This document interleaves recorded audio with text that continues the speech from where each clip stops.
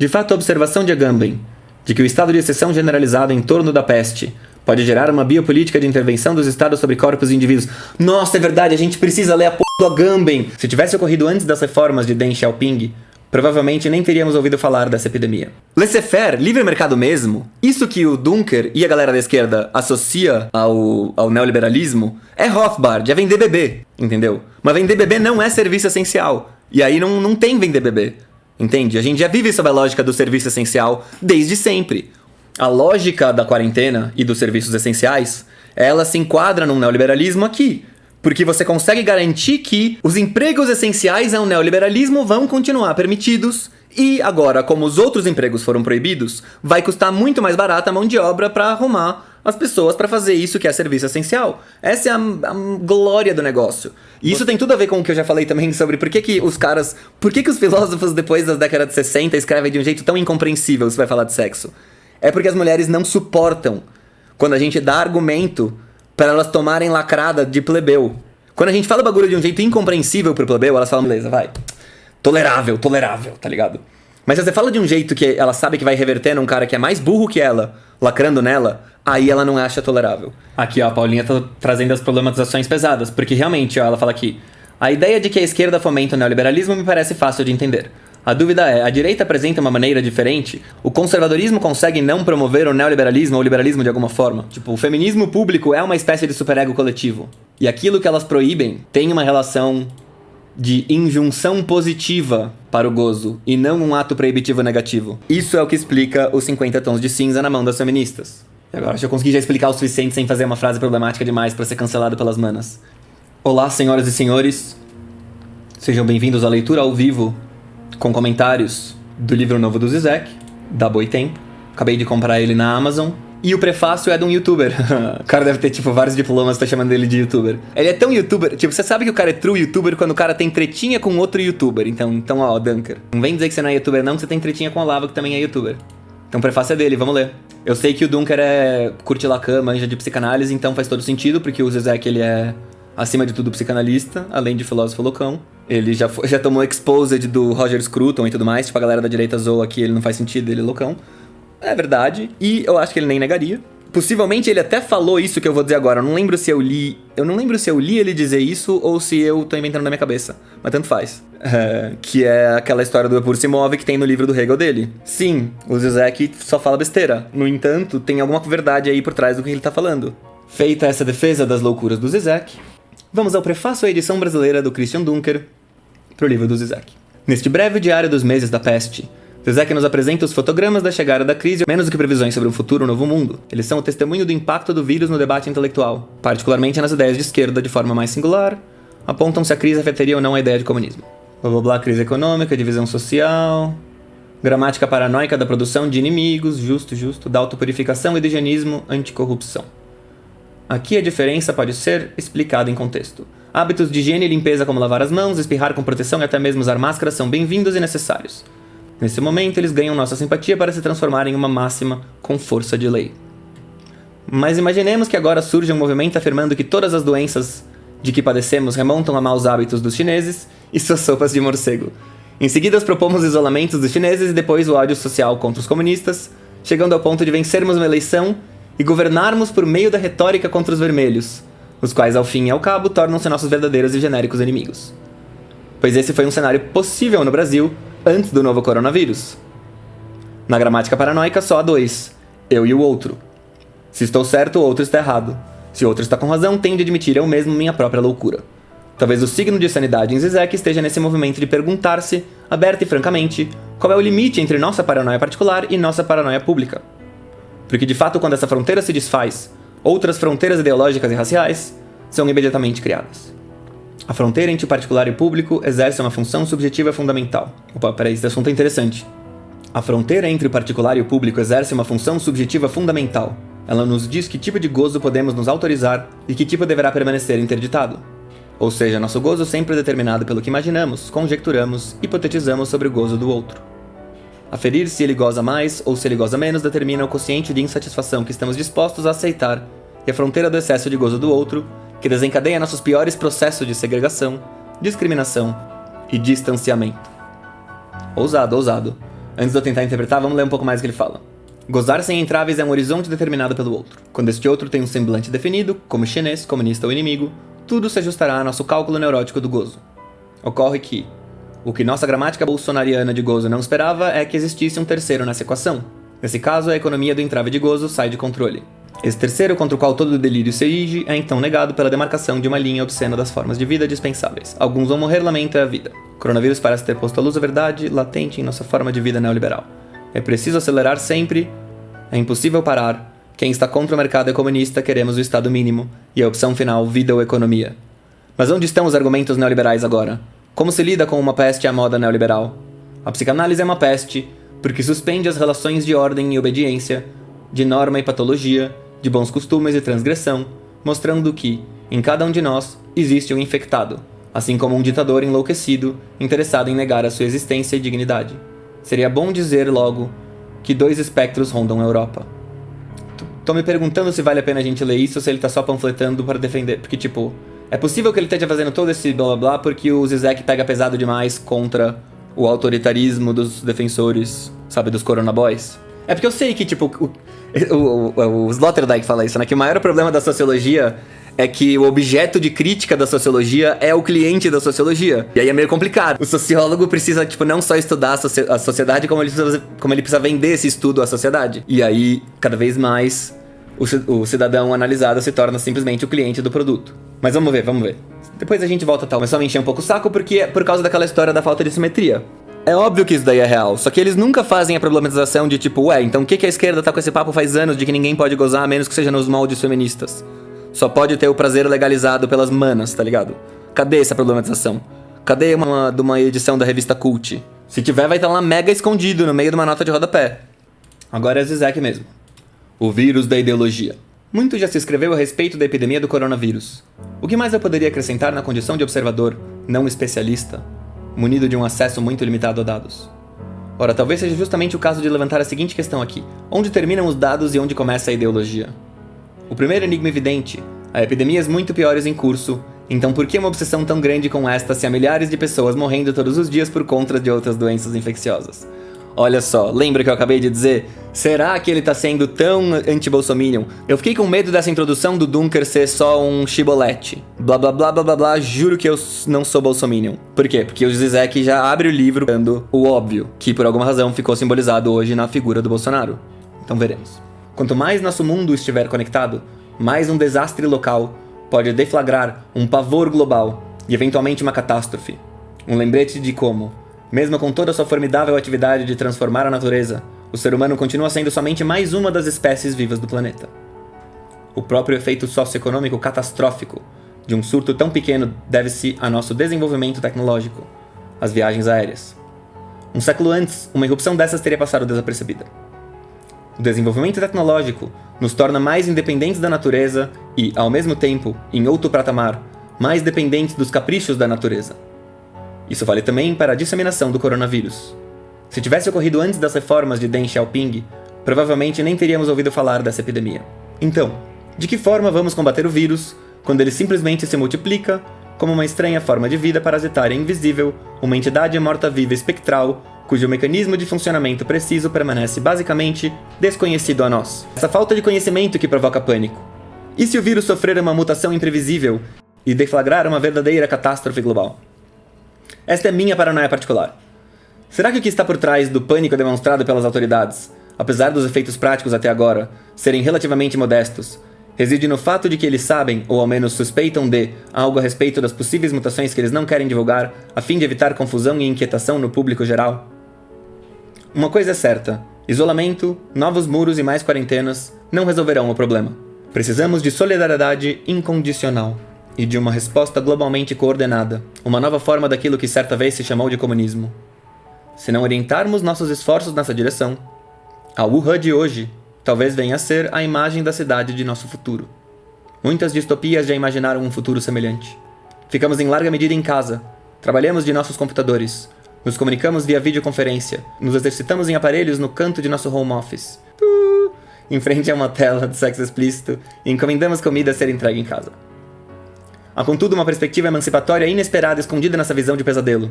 Devo admitir que durante esses dias, Esses últimos dias, me peguei sonhando com visitar Wuhan. Será que as ruas semi-abandonadas de uma megalópole, centros urbanos costumeiramente movimentados parecendo mais cidades fantasmas, lojas com as portas abertas e nenhum consumidor, só um transeunte solitário aqui ou ali, um ou outro carro passando, indivíduos sempre cobertos de máscaras cirúrgicas brancas, não fornecem a imagem de um mundo não consumista bem resolvido? A beleza melancólica das avenidas vazias de Xangai ou Hong Kong me faz lembrar certos filmes antigos pós-apocalípticos, como A Hora Final, On the Beach, dirigido por Stanley Kramer, em 59, que retratam uma cidade com boa parte da população já dizimada, sem nenhuma grande destruição espetaculosa. Só um mundo lá fora que já não está mais à disposição para nós, esperando ou olhando por nós. Até mesmo as máscaras cirúrgicas brancas, que as poucas pessoas andando pelas ruas usam, fornecem um anonimato e uma liberação em relação à pressão social do reconhecimento. Muitos de nós lembramos a famosa conclusão do Manifesto dos Estudantes Situacionistas de 66. Viver sem tempo morto, gozar sem entraves. Se Freud e Lacan nos ensinaram alguma coisa, é que essa fórmula, caso supremo de uma injunção superegóica, visto que, como Lacan bem demonstrou, o superego é, em seu nível mais elementar, uma injunção positiva para o gozo, e não um ato proibitivo negativo, é uma receita para o desastre, o impulso de preencher todo e qualquer momento de nosso tempo disponível com mobilização intensa, inevitavelmente desemboca em uma monotonia sufocante. O tempo morto, os momentos de recuo e daquilo que os velhos místicos denominavam Gelassenheit, é crucial para a revitalização de nossa experiência de vida. E talvez possamos ter esperança de que uma das consequências não intencionais das quarentenas por coronavírus, nas cidades chinesas, será que ao menos algumas pessoas utilizarão seu tempo morto para se libertar do imperativo do agir desenfreado e para pensar a respeito do sentido, ou da falta de sentido, da situação na qual se encontram. Tenho plena consciência do perigo com o qual estou flertando ao tornar públicos estes meus pensamentos. Quando um cidadão ou uma cidadã de Wuhan sai à rua, vestindo uma máscara cirúrgica à procura de medicamentos ou comida, definitivamente não há pensamentos anticonsumistas em sua mente. Só pânico, raiva e medo. Meu argumento é que mesmo acontecimentos horríveis podem ter consequências positivas imprevistas. Carlo Ginzburg propôs a noção de que se envergonhar de seu país e não o amar talvez seja o verdadeiro sinal de pertencimento a ele. Mas para o povo de Wuhan, não é hora de sentir-se envergonhado ou estigmatizado, mas sim de reunir coragem e persistir pacientemente em sua luta. Os únicos que verdadeiramente devem se envergonhar na China são aqueles que publicamente fizeram pouco caso da epidemia, ao mesmo tempo que tomaram todas as medidas para proteger a si mesmos, agindo como aqueles funcionários soviéticos em torno de Chernobyl, que declararam publicamente que não havia perigo, enquanto evacuavam imediatamente suas famílias. Ou aqueles gestores do alto escalão, que negam publicamente o aquecimento global, mas já estão comprando casas na Nova Zelândia ou construindo bunkers de sobrevivência nas montanhas rochosas. Talvez a indignação pública contra esse tipo de comportamento duplo, que já está compelindo as autoridades a se comprometer com transparência, enseje outro desenvolvimento político positivo não intencional na China. Mas quem de fato deveria sentir vergonha são todos nós, ao redor do mundo, pensando em como colocar os chineses em quarentena. Esse é o capítulo 1, O Vírus da Ideologia, do Zizek. Me parece confirmar um pouco o meu diagnóstico inicial de que o Duncan iria ficar falando mal do Bolsonaro para não parecer que esse é um livro meio bolsominion. Olha o que ele fala aqui. O superego é, em seu nível mais elementar, uma injunção positiva para o gozo e não um ato proibitivo negativo. Isso daqui é o tipo de coisa que é assim. Ele podia ter dito assim, sabe essa história das feministas ficarem problematizando? Eu não quero nem fazer a frase. O feminismo público é uma espécie de superego coletivo. E aquilo que elas proíbem tem uma relação de injunção positiva para o gozo, e não um ato proibitivo negativo. Isso é o que explica os 50 tons de cinza na mão das feministas. E agora, acho que eu consegui já explicar o suficiente sem fazer uma frase problemática demais pra ser cancelado pelas manas. E isso tem tudo a ver com o que eu já falei também sobre por que os filósofos depois das décadas de 60 escrevem de um jeito tão incompreensível se vai falar de sexo. É porque as mulheres não suportam quando a gente dá argumento para elas tomarem lacrada de plebeu. Quando a gente fala bagulho de um jeito incompreensível pro plebeu, elas falam, beleza, vai. Tolerável, tá ligado? Mas se você fala de um jeito que ela sabe que vai reverter num cara que é mais burro que ela, lacrando nela, aí ela não acha tolerável. É porque toda essa história aqui dialoga com o negócio, o cara que inventou a quarentena, que foi pego... Não só o cara tava... Tipo, não só ele rompeu a quarentena, como rompeu a quarentena com a esposa alheia, tá ligado? No mínimo, faria sentido o cara reconhecer que é mó autoritarismo essa história de trancar geral em casa. É muito esquisito ninguém da esquerda problematizar isso. Dá a impressão de que eles nem levam a sério as coisas, tá ligado? Tipo, você poderia dar desculpa assim, é porque a gente não quer justificar essa narrativa bolsominion de que é pra ninguém ter medo de nada, porque é genocida, que daí os pobres vão sair de casa, pegar doença e morrer, entendeu? Mas não é suficiente, não é suficiente. Isso aqui não é livro pra pobre, entendeu? Tem que ter algum reconhecimento de que isso é totalmente real e absurdamente pesado e forte, ao mesmo tempo em que, independentemente da gravidade da situação. Podia ser Ebola, continua sendo autoritarismo, alguma menção a esse fato. A ausência de qualquer menção a esse fato, pelo menos pra mim, tira um pouco a legitimidade. Esse é o problema, não é a galera que tá a favor da vida e a galera que tá a favor da economia. A galera que tá a favor da vida também tá a favor da economia. É que a palavra economia é basicamente a economia dos pobres. Aqui, ó, essa é a parte que eu tenho que problematizar. Tenho que pensar bem. O coronavírus parece ter posto à luz a verdade latente em nossa forma de vida neoliberal. É preciso acelerar sempre. É impossível parar. Quem está contra o mercado é comunista, queremos o Estado mínimo e a opção final, vida ou economia. Na interpretação de mundo do Dunker e da esquerda mais tradicional, eles não são o neoliberalismo. O neoliberalismo é quem quer menos Estado. Na minha cabeça, não.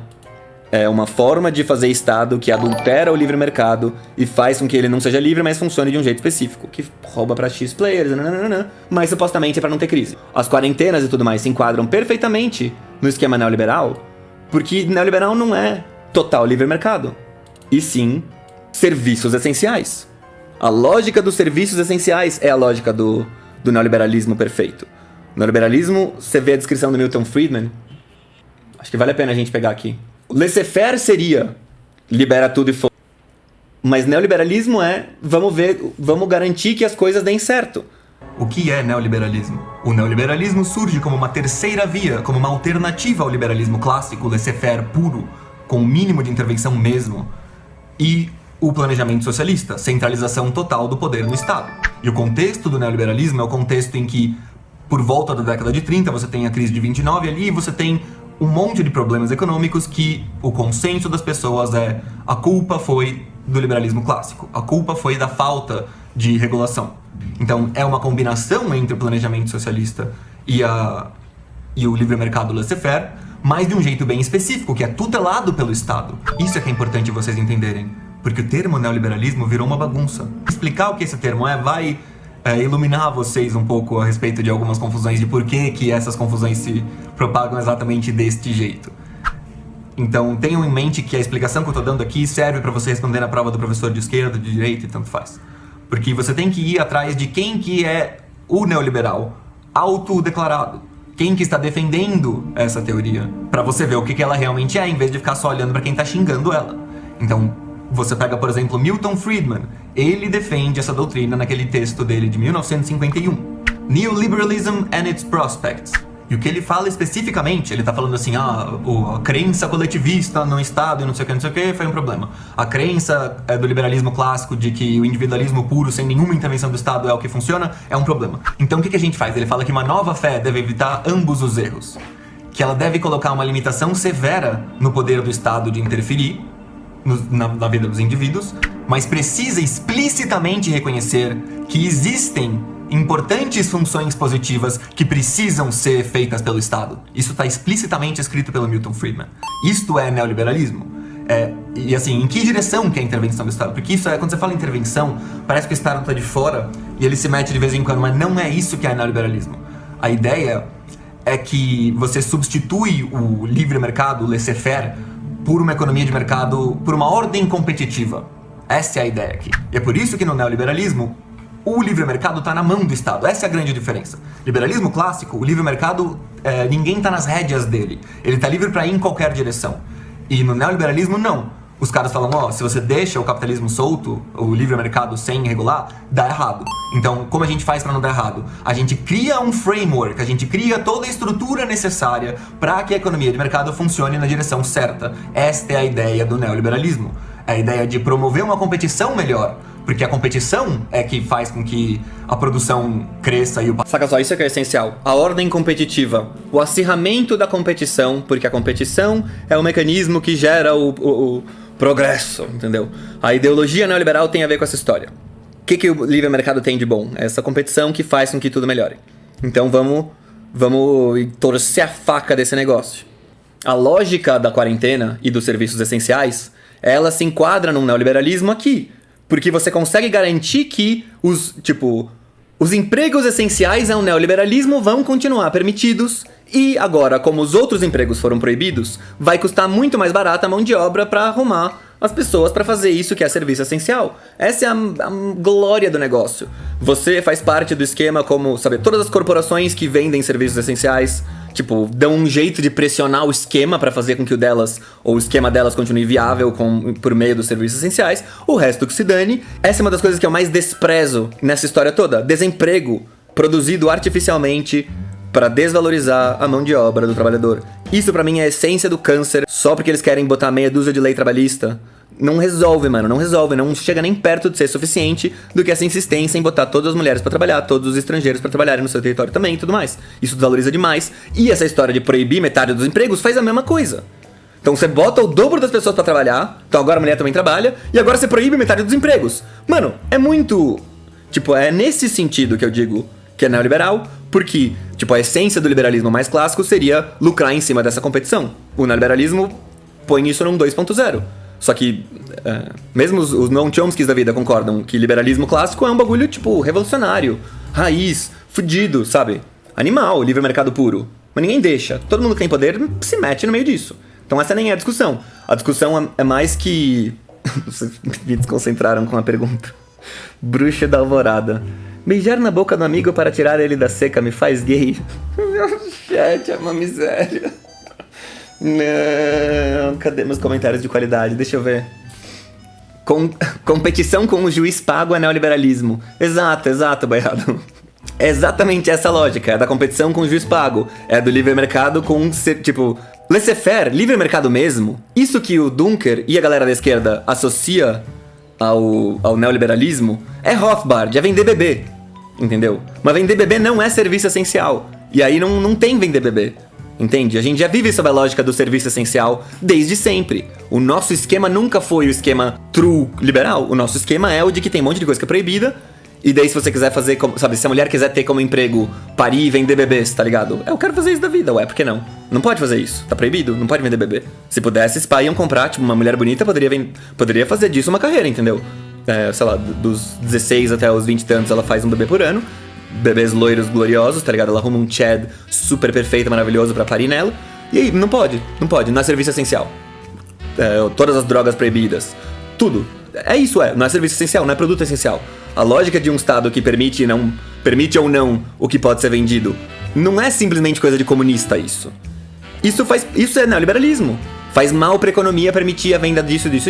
É melhor a gente só permitir daquilo. Você adultera as condições do livre mercado antes dele começar a valer. Primeiro você decide o que pode vender, o que não pode vender, imposto, regras do jogo, onde pode vender, blá blá blá blá blá. E aí o jogo começa. E aí tem livre mercado, depois de você ter adulterado tudo antes. Isso não é liberalismo clássico, isso é neoliberalismo.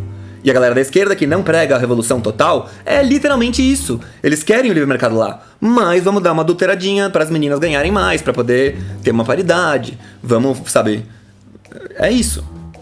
Vamos todo mundo agora andar de máscara e só alguns serviços vão ser permitidos. Essa é a parte que me dói, mano.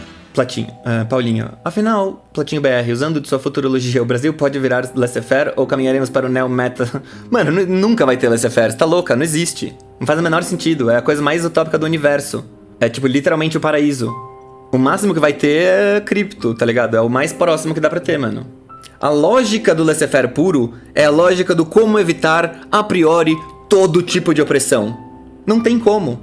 Toda opressão adultera o laissez-faire. E toda a vida humana envolve opressões e adulteram laissez-faire. Essa história de ser ANCAPs é que nem ser MGTOW, velho. Todo mundo é os dois. Tá ligado? Ninguém quer pagar imposto. Ninguém quer que venha um filho da puta roubar, sabe, impor coisa contra você e tudo mais.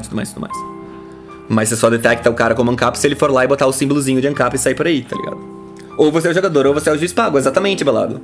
Então o que a gente faz? Vamos garantir que isso não se volte contra si, criando as condições ideais para que a competição seja perfeita. Então o Estado por cima, o laissez-faire, como um instrumento dos objetivos do Estado, que é melhorar as coisas, vai. Sim, na melhor hipótese possível. Mas especificamente melhorar as coisas no sentido de melhorar as condições da competição, para que o sistema de preços, a oferta e demanda e tudo mais funcione melhor, saca? Esse é o ponto. Qual é a vantagem de se igualar artificialmente o salário das mulheres e dos homens? Seria a de que você promove mais lucro, porque você faz a competição ficar mais ferrenha ainda. Então aumenta a produção porque aumenta a competitividade. Isto é neoliberalismo, gente. Isto é, tipo, a definição, o auge do neoliberalismo. Então, a esquerda atual é neoliberal. Só que, na verdade, todo mundo é neoliberal. Porque o Estado, a máquina, já está estabelecida de um jeito que ela é um framework, uma estrutura que regula o livre mercado por cima do livre mercado. Ela não é só uma coisa que interfere, entendeu? Por isso que a palavra intervenção do Estado não é correta. Então, na prova, o que você tem que pôr que distingue liberalismo clássico do neoliberalismo é a função positiva do Estado. É isso, justamente.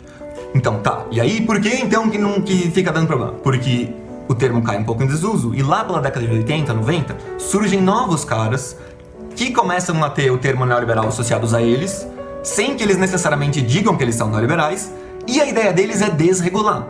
Mas eles são neoliberais em outro sentido. Eles são neoliberais no sentido de que eles são um revival do liberalismo clássico, de voltar a menos regulação do que estava antes. O cara falou aqui, se tem Estado é neoliberal. Ótima objeção. Não é isso, justamente porque senão seria palhaçada. Como que você distingue, então? São medidas que aumentam os tonks da competição, entendeu? É aí que você distingue. Se o esquerdista tá com um papo que você olha e fala, não, isso daqui não é bom para os patrões. Porque você pensa assim, a economia, você tá pensando em um monte de pobre. Não é disso que eu tô falando. Tô falando a economia dos patrões. A economia dos patrões, quanto que ela se ferra com o lockdown? Será que ela se beneficia? Será que ela se ferra? Como é que é essa história? Eu não acho que seja tão simples assim ver isso daí. Por isso que eu acho que essa dicotomia entre economia versus vida, ela é tola. Ela, obviamente, é um marketingzinho. Não sei nem quem que ela ajuda. Na verdade, provavelmente ela é justamente o que os dois querem. Tipo, quando populariza muito uma dessas dicotomias falsas, é porque a direita vai querer ser vista como salvar a economia, e daí a esquerda vai querer ser vista como a vida, e daí a dicotomia acaba sendo alimentada porque os dois lados estão se alimentando. Que nem essa história de, tipo, quem é o lado machista e quem que é o lado feminista. Tipo, é tudo uma palhaçada, mas a esquerda quer se fazer feminista e a direita quer se fazer antifeminista, então o bagulho se consolida. Esqueci onde eu tava indo com esse argumento. Se ela reconhecer tudo isso e falar, é por isso que tem que destruir o capitalismo, porque é um lixo e não vai adiantar. Pra ter alguma igualdade, você tem que destruir esse negócio. Aí ela não tá sendo neoliberal. Mas quando ela fala, não, mas vai ser melhor pros negócios se você der igualdade pras mulheres. Sabe essas matérias da mainstream e tudo mais? A esquerda na mão da mainstream é explicitamente neoliberal. 100%. Esta é a... Então, enfatizando. Quais são os pontos que pra mim tocam o alarme quando um esquerdista tá falando... Tipo, pontos que reduzem o valor do trabalhador. Isso, em geral, é onde toca o meu alarme. Tá cheio de coisa que eles fazem, tipo, eles querem direitos dos trabalhadores com uma mão, que meio que não faz nada, na verdade, e a outra parte tá puxando um monte de coisa que acaba desvalorizando o trabalhador. Então, pra mim, essa é a grande questão que deveria unir a parte que presta dos dois lados. Toma cuidado pra que as pessoas tenham valor, pra que a gente consiga arrumar empregos, pra que a gente consiga... fazer trocas com outras pessoas e sobreviver a partir dessas trocas. E aí você tem, talvez, o que eu considero o melhor exemplo de neoliberalismo na prática, que muitos consideram também, é o Rhine Capitalism, que é o Social Market Economy, economia social de mercado, que é, assim, declaradamente livre mercado com welfare state. Então, porque, na verdade, mesmo o que a gente estava falando antes ali, do framework capitalista para potencializar a competição, isto é a essência do neoliberalismo, mas não necessariamente tem o welfare state ou não, é possível dizer que hoje se percebeu que a melhor forma de ser neoliberal é com o welfare state. É melhor você garantir um monte de coisa para as pessoas, para todo mundo poder competir saudável e bem, e energético e, sabe? É isso, entende? Como que as medidas de esquerda fomentam e aumentam a competição. E por isso eu as acuso de neoliberais. Porque elas estão usando o Estado não para aliviar a competição, mas para intensificar a competição. Jogar as mulheres no mercado é intensificar a competição. Por isso, pra mim, é totalmente neoliberal. Ai, mas é injusto. Não importa, porque na verdade as mulheres já nem eram proibidas mesmo. O ponto é ficar mexendo nas coisas, tuicando o esquema pra empurrar as mulheres no mercado. Isso é neoliberalismo. Quero ver refutar essa merda. Entendeu? Esse é o problema. Não adianta fugir para o lugar de que, mas é injusto proibir as mulheres. Não adianta, foda-se isso. Ou tá facilitando ou tá dificultando. Quer dizer, ou tá valorizando ou tá desvalorizando o trabalhador. Tem hoje um consenso a respeito da importância do welfare state, de dar auxílio e de tudo mais, que tá muito relacionado ao fato de que você quer ter o máximo de gente possível produtiva, ativa no mercado pra diminuir o valor de todo mundo. E pra, assim, isso eu tô sendo sacana, né? Mas não é só pra isso, né? É pra ter mais mão de obra pra fazer as coisas. É só que, assim, eu vivo em São Paulo, então a ideia de faltar mão de obra me parece alienígena. E aí eu queria fechar com algumas colocações. Apesar disso, eu tô fazendo considerações que você pode querer interpretar como uma crítica aos neoliberais que se dizem neoliberais. Não é exatamente isso que eu tô fazendo aqui. Porque eles fazem isso conscientemente, declaradamente, e aí não é uma pilantragem, entendeu? É uma coisa que faz sentido. O que eu tô fazendo é uma coisa que se assemelha ao que o Marx falou no 18 de Brumário sobre os monarquistas. Ele fala que depois depois de toda a história da Revolução Francesa e tal, tem a República lá, e aí os caras têm uns partidos monarquistas que querem voltar à monarquia e abominam a República. Mas eles, tipo, o que eles vão fazer, né? Então eles têm um partido monarquista dentro da República. E aí eles acham que eles são os mais monarquistas do mundo. Eles acham que, nossa, a gente é a raiz, entendeu? Só que aí o Marx fala que, pelo fato de ter monarquistas lá dentro da ordem republicana, isso legitimava, na verdade, a ordem republicana. Olha como é da hora, os monarquistas podem ficar aqui todos convivendo em paz dentro do partido monarquista, pedindo monarquia, ao invés de serem expulsos e de fora tentarem brigar para destruir a república. Então simplesmente normalizou a república com os monarquistas lá dentro, e segundo Marx, em grande parte porque os monarquistas estavam lá realmente achando que eles eram verdadeiramente monarquistas e que eles estavam só fingindo que eles eram republicanos, porque não pode dar na cara, entendeu? Que eles querem, tipo, quebrar o parlamento e botar um rei.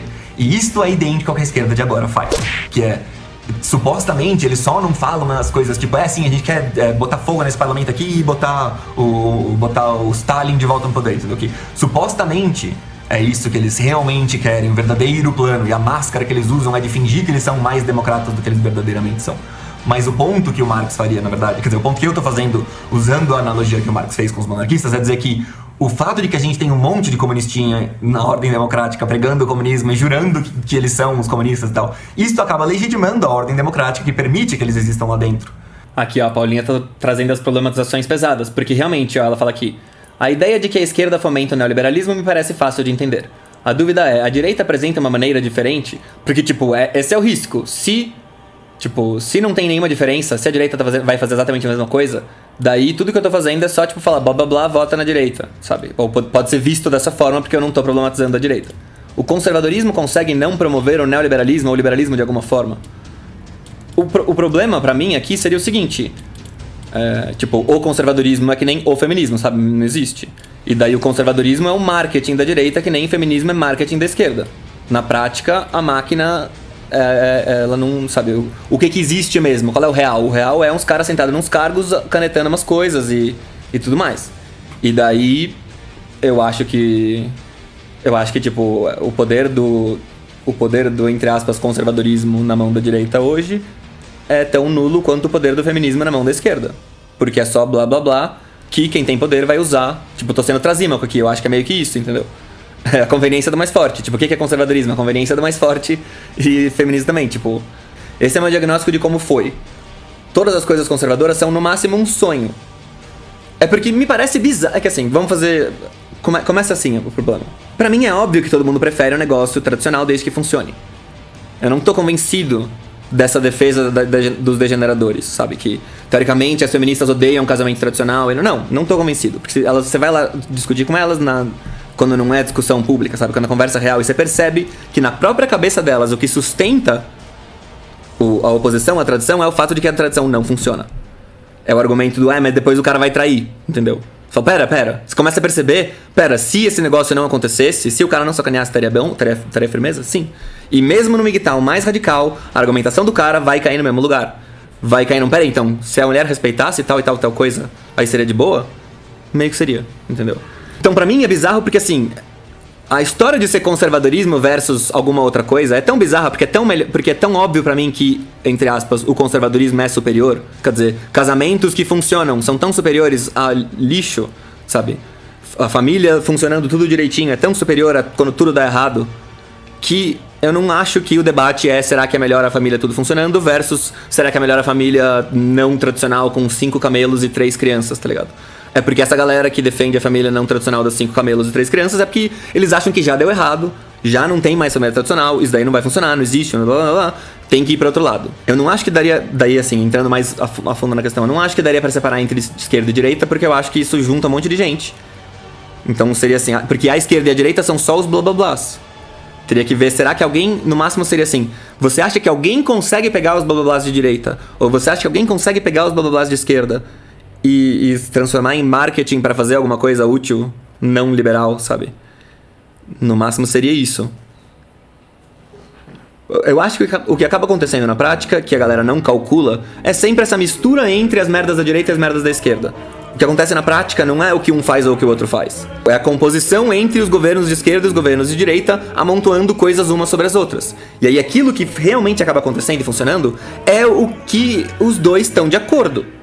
Porque um faz e o outro desfaz, a menos que faça parte do esquema também. Então importa pouco o que a direita quer e o que a esquerda quer, importa mais o que os dois fazem em conjunto. Por isso que o Noam Chomsky fala que os maiores inimigos do capitalismo, sabe, os maiores inimigos do liberalismo clássico do Adam Smith são os capitalistas. São os caras que têm poder para adulterar o livre mercado em favor próprio e teriam que ser altruístas para deixar quieto e deixar o laissez-faire funcionar. E eles não deixam. Então, quando você pensa assim, beleza, liberalismo extremo, calma lá, porque no meio do processo vão fazer merda. Não vão deixar ser... Vai ter que ver... A lógica do serviço essencial eu acho que é a melhor coisa de se pensar, sabe? Todo mundo tem a lógica do serviço essencial e que é a lógica do a gente adultera o esquema do nosso jeito. Que papo é esse de que vocês são os caras que a esquerda é quem não deixa os outros pra trás? Vocês deixam a galera pra trás que nem celular velho, tá ligado? Ah, você é machista, então... Sabe, você não baixou o patch feminista, então você vai ser banido do servidor. Essa é a sensação dessas perseguições moderninhas. Da cancel culture. Tipo, algumas vidas valem mais do que as outras. Tipo, o Zé de Abreu pode falar qualquer bosta, o Lula pode falar qualquer bosta, mas o tiozão da esquina fala um machisminho, olhou torto pra saia de uma mulher e o cara é cancelado. Só que é a mesma coisa dos textos de direita também. Se eu fosse uma feminista lendo o texto do cara lá pregando o tradicionalismo, ele ia dizer, legal, grande merda, só que daí na prática você vai lá e trai sua mulher. Entendeu? Esse é o problema. Quem discorda é porque na própria fantasia descansa em um lugar de proteção divina e especialidade. Pois é. De fato, a observação de Agamben, de que o estado de exceção generalizado em torno da peste pode gerar uma biopolítica de intervenção dos estados sobre corpos e indivíduos. Nossa, é verdade, a gente precisa ler a porra do Agamben. Se vai ter um filho da puta de esquerda que vai ter bom senso quanto a isso, vai ser o Agamben. Tinha esquecido disso, mano. Deixa eu não esquecer e pôr aqui já na Amazon. Será que ele já escreveu o livro ou só artigo? Ups.